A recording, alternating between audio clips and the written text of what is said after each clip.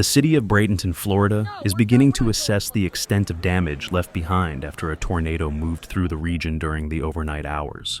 The event unfolded quickly, with residents reporting strong winds, heavy rain, and an eerie roar as the tornado passed through several neighborhoods. Emergency responders and city crews have been working since before dawn to ensure the safety of residents, clear debris, and begin the long process of restoring services. I'm scared.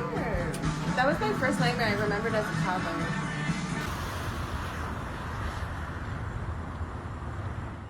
According to the National Weather Service, the tornado was classified as an EF2, with maximum wind speeds estimated at just over 110 miles per hour.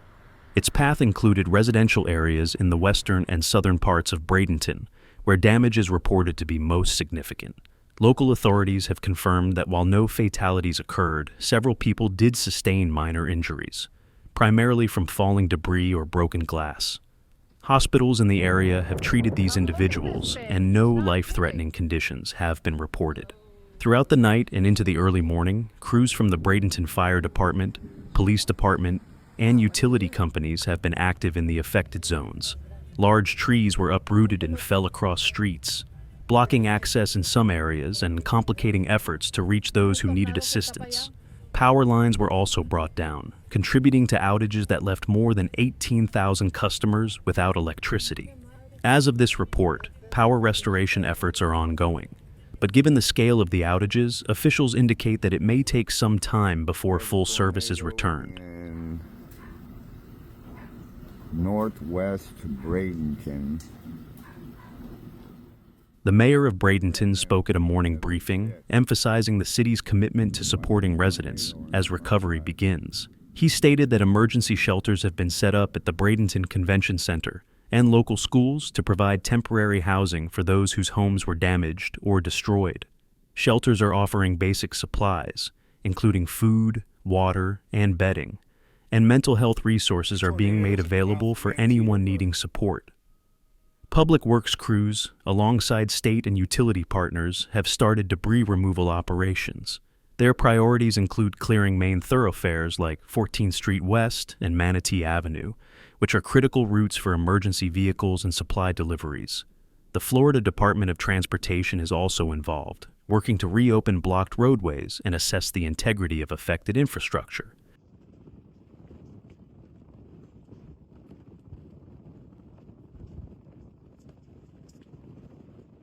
Residents who experienced the storm firsthand described the event as sudden and overwhelming. Maria Gonzalez, who lives in the Bayshore Gardens area, shared that she and her family had only minutes to move to an interior hallway after receiving alerts.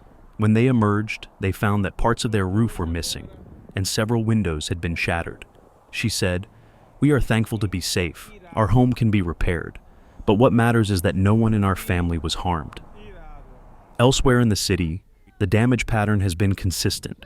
Roofs were partially or completely removed from homes, vehicles were damaged by falling trees, and small businesses reported broken windows and water damage. Fortunately, no public schools or hospitals sustained major structural damage, although some experienced temporary power disruptions.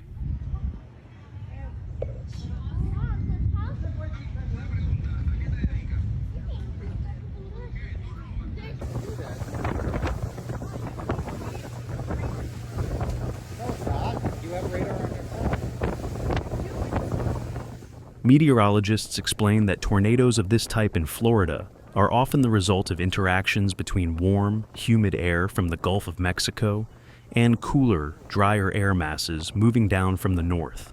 When these systems combine, they can create the instability necessary for severe storms, and if wind patterns align just right, that instability can produce tornadoes. While Florida is not part of the traditional tornado alley seen in the central United States, the state does experience tornadoes, particularly in the spring and early summer months or during tropical systems.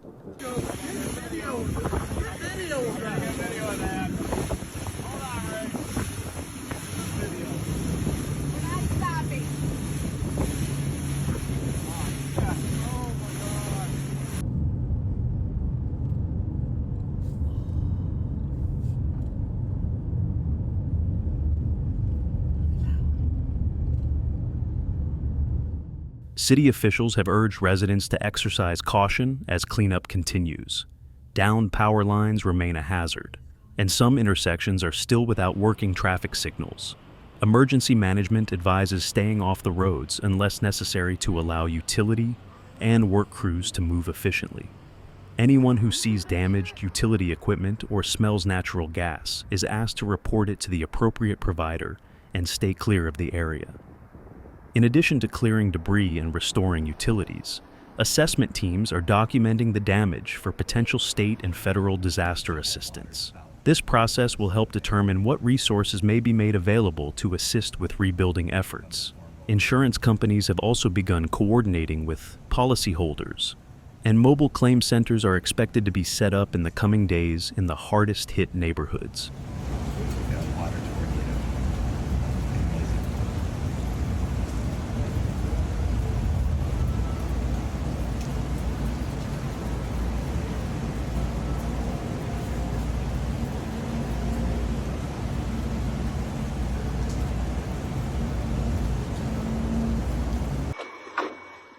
The Bradenton community has already begun to come together in response. Local charities, churches, and service organizations are distributing meals, bottled water, and other supplies to residents in need. Volunteer groups are forming to assist with debris removal, and neighbors are helping one another secure damaged homes from further harm. The mayor noted during his address that, while the road to recovery will be challenging, Bradenton has a long history of resilience in the face of natural disasters.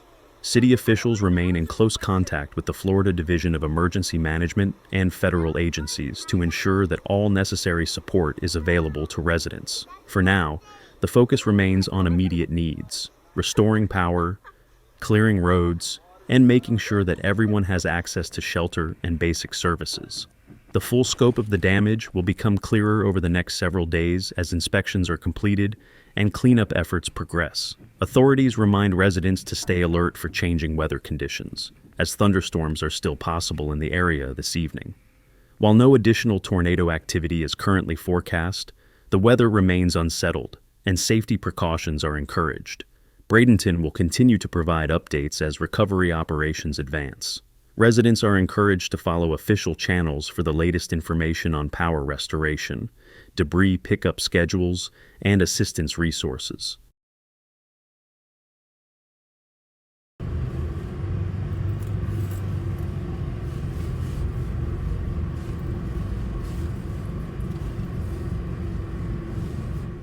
Thank you for watching. See you in the next video.